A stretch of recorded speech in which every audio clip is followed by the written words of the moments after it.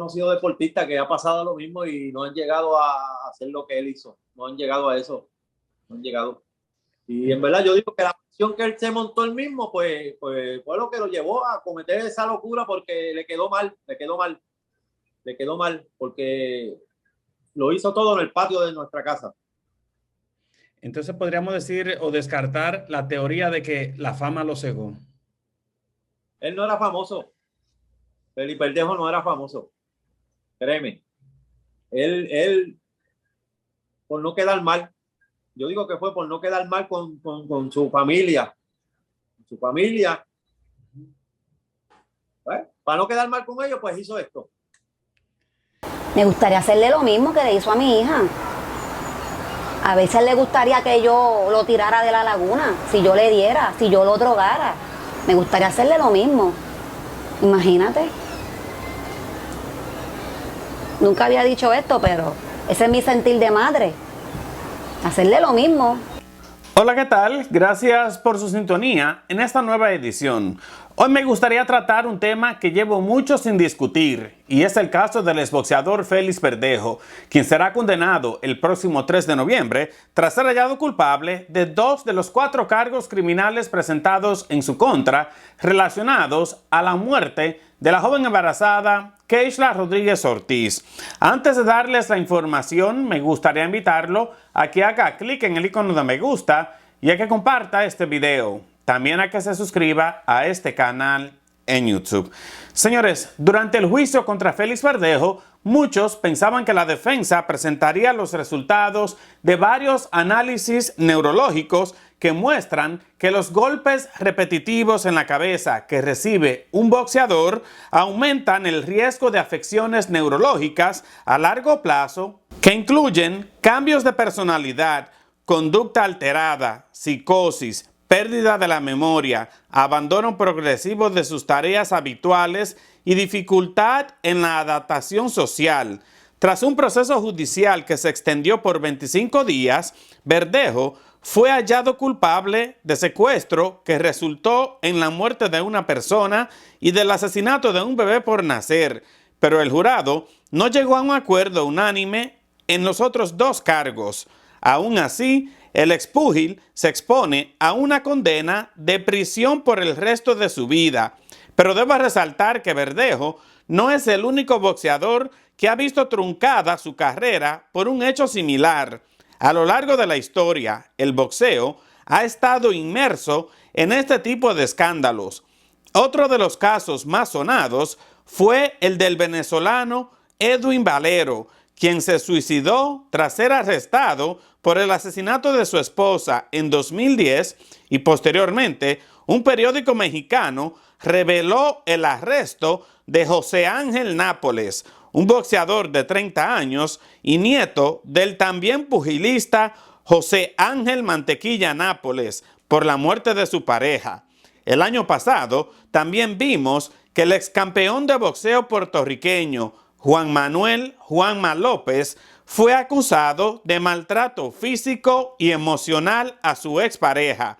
López, después de ser arrestado e instruido de 7 cargos criminales, fue puesto en libertad condicional, bajo arresto domiciliario y con un grillete electrónico, tras pagar una fianza de $175,000. Juanma López ya tenía un historial de abusador.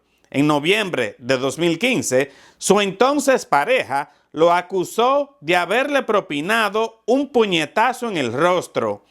En el caso de Verdejo, varios abogados pensaron que la defensa resaltaría los problemas que un boxeador puede desarrollar debido a la cantidad de golpes que recibe. Pero ¿qué tan importante hubiese sido esta información en este proceso judicial? Escuchen lo que les dijo un abogado criminalista a mis colegas en el programa Lo Sé Todo de Guapa Televisión en una entrevista anterior. Lo que pasa es que tanto la Constitución federal como la estatal garantizan un debido proceso de ley. Y el abogado tiene la responsabilidad de, si observa en su representado alguna anormalidad que le afecte su procesabilidad o la participación que le están imputando en relación a los hechos, tiene la obligación de llamarle la atención al tribunal y procurar una evaluación pericial. Digamos, si la persona no está ubicada en tiempo y espacio, si la persona no reconoce el proceso donde está involucrado, se le somete a una evaluación posiblemente psiquiátrica, psicológica.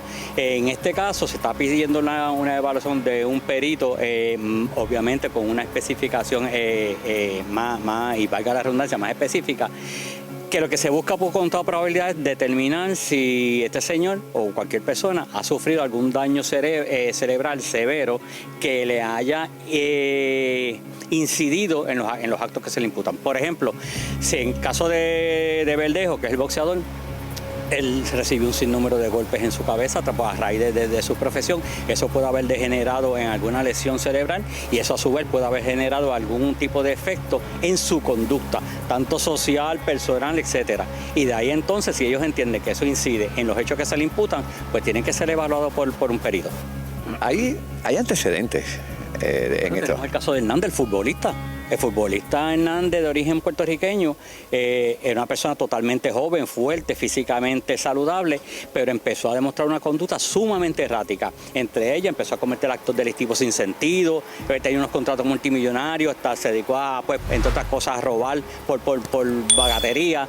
Entonces entró en actos de violencia, severos, como que se imputaban como asesinato, y nadie se explicaba por lo que era. Finalmente tengo entendido que murió en la cárcel, pero finalmente se descubrió que tenía unas lesiones en el cerebro que incidían en su conducta social. Y de ahí entonces la evaluación que se le puede hacer a cualquier persona que esté en la misma circunstancia. Y ahora la pregunta de muchos es, ¿será que los golpes que recibe un boxeador realmente pueden influenciar en un crimen tan brutal como el ocurrido el 29 de abril de 2021 con la joven embarazada Keishla Rodríguez Ortiz? Para que me explique, contacté a mi neuróloga, la doctora Casilda Balmaceda, y acá les dejo la entrevista.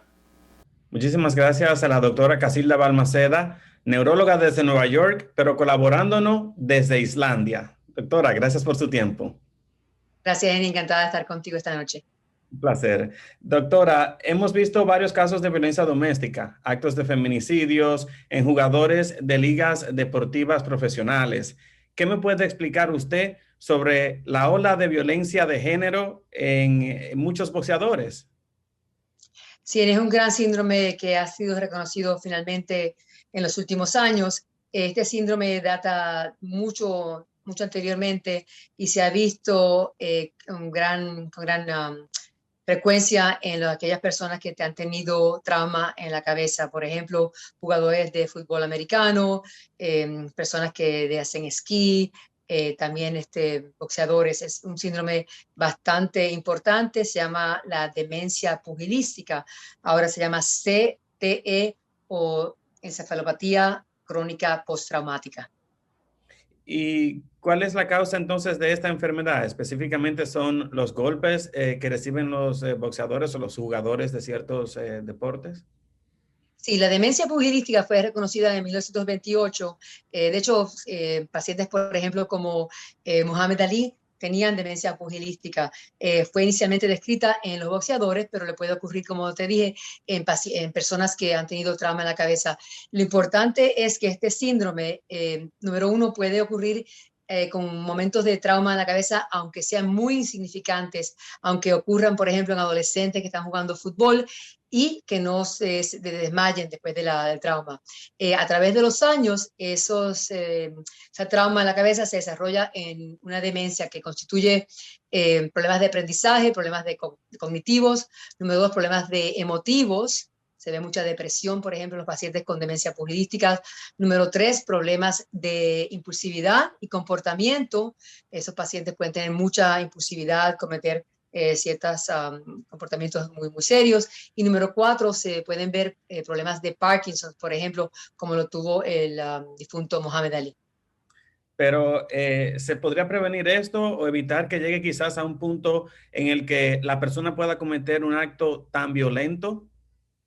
Sí, lo importante es reconocer esto como un síndrome existente en la neurología y en la neurología deportiva, que es una nueva rama de la neurología, es importante darse cuenta de que el síndrome es prevenible. Por ejemplo, a pequeños traumas a la cabeza en deportistas, en los muchachos jóvenes que están participando, por ejemplo, en el fútbol americano, deben ser documentados porque mientras más ocurren, más son los chances, la probabilidad de que ese muchacho o esa muchacha desarrolle demencia pugilística o encefalopatía postraumática.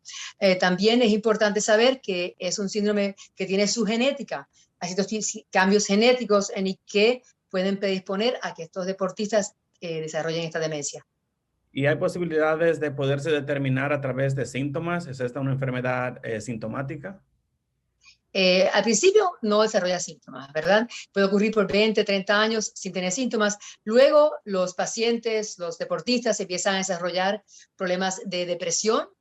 Número 2, problemas de memoria. Número 3, problemas de impulsividad, comportamiento.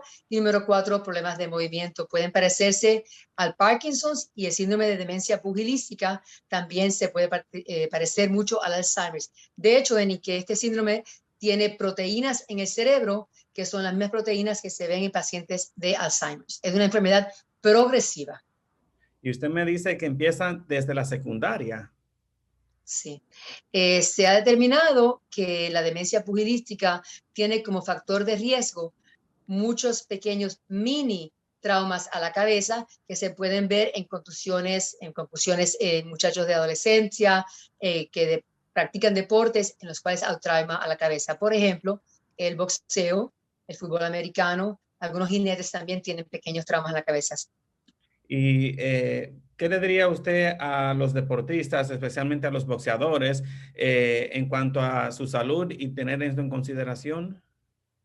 Sí, es importante que se documente en los deportistas, sobre todo los boxeadores, que se documente exactamente cuántas veces se han desmayado. Por ejemplo, a cualquier boxeador que desarrolle problemas de comportamiento, problemas de memoria, problemas de temblores, por ejemplo, como Parkinson's, etcétera, que se lo dejen saber, ¿verdad? A su familia, etcétera, porque esta demencia debe ser tratada, sobre todo los problemas del comportamiento que hemos visto ya en muchos boxeadores a través de la historia. Eso puede ser bastante prevenible si esa demencia pugilística hubiera sido detectada tempranamente. Y es importante resaltar, doctora, que tampoco estamos defendiendo ni acusando al boxeador Félix Verdejo. Estamos simplemente analizando las posibles teorías de la defensa, lo que la defensa podría quizás tratar de atribuirle las acciones del boxeador, si es cierto que cometió ese delito, ¿no? Correcto. Esa demencia pugilística, Denis, se conoce como un síndrome ya bien establecido. De hecho, hay cambios neuropatológicos en el cerebro de boxeadores. También existe un estudio en los Estados Unidos, que ha sido publicado por el New York Times anteriormente, en los cuales muchos futbolistas de la NFL americana han donado su cerebro y se han hecho estudios post-mortem en los cuales se ha determinado que estos boxeadores, estos futbolistas, tienen cambios patológicos en el área frontal, que controla el comportamiento, el área temporal que controla la memoria, y la sustancia NIGRA, que es la sustancia del área del cerebro que controla el comportamiento. O sea que no es un síndrome que estemos inventando para defender a ningún boxeador, pero estamos reconociendo a nivel neuropatológico y neurológico que es un síndrome clásico que tiene su explicación patofisiológica. Perfecto, doctora Balmaceda, muchísimas gracias por colaborarnos. A ENI con más, de nuevo, desde Islandia. Le agradezco muchísimo su colaboración. Bien, encantada de estar contigo. Chao. Y bueno, pues recordemos que la defensa de Félix Verdejo recientemente sometió una moción de absolución por el veredicto de culpabilidad en los cargos de secuestro resultando en la muerte de Keishla y por la muerte de un bebé por nacer, alegando que las más de 700 piezas de evidencia presentadas durante el juicio no son suficientes para sostener la convicción del expúgil. Pero los fiscales federales Jonathan Gafford y Janet Collazo refutaron la alegación de la defensa en el sentido de que la absolución procede por haber poca evidencia para sostener los cargos. En una extensa moción de 46 páginas, el Ministerio Público detalló las evidencias más relevantes que fueron presentadas durante el proceso judicial. El juez federal Pedro Delgado Hernández ahora tiene en sus manos analizar el escrito de los fiscales federales, así como el radicado por los abogados Jason González Delgado y Gabriela Cintrón Colón. Como he informado antes, Félix Verdejo será condenado el próximo 3 de noviembre a las 2 de la tarde. Se expone a una pena máxima de cadena perpetua. Aún así, el licenciado González reconoció que tienen la intención de acudir al primer circuito de apelaciones en Boston para tratar de dejar sin efecto el veredicto de culpabilidad contra su cliente. Es un caso súper importante al que acá en Enicon Más hemos estado dando seguimiento y lo seguiremos haciendo, trayéndoles toda la información conforme vaya saliendo. Así termino esta edición, agradeciéndole su tiempo y su confianza, invitándolo a que haga clic en el icono de me gusta y a que comparta este video. También a que se suscriba a este canal en YouTube. Nos vemos mañana en otra edición de Enicon Más. Un breve informativo, siempre con la verdad.